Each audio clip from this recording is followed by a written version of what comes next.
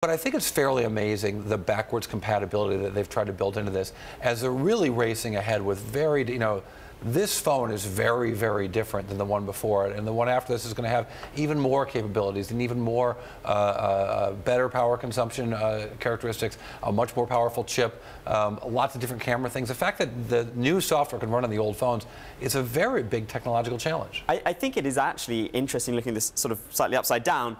It is a tacit admission that the hardware in terms of the processor and actual computing power within that phone can still run the new software. And so in some ways it's not this kind of what do you call it, inbuilt obsolescence that they're trying to go for.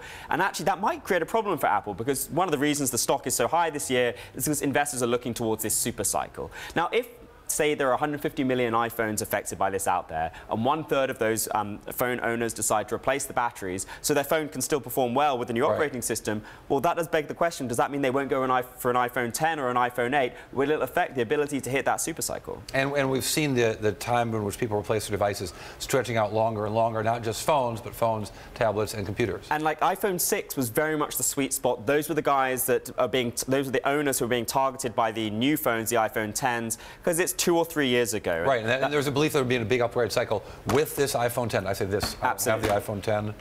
Well, you're exactly in the target area. It's not too late for you to shop for my birthday.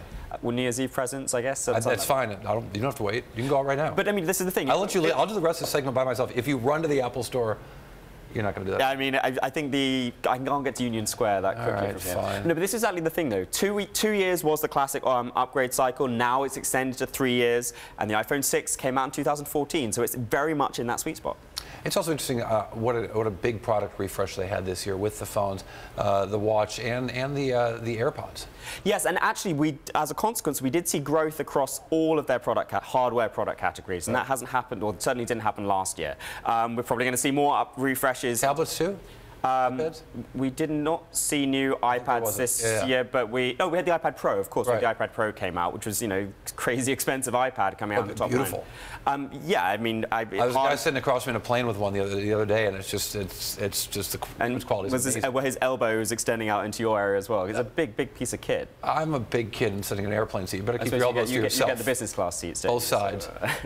So as we look forward, though, there's still an expectation, even with a couple of these analysts. I say these analysts as if the analysts who lowered the results are different than the others, but they kind of are, because they weren't really big name firms and they weren't sort of our top Bloomberg rated analysts lowering numbers.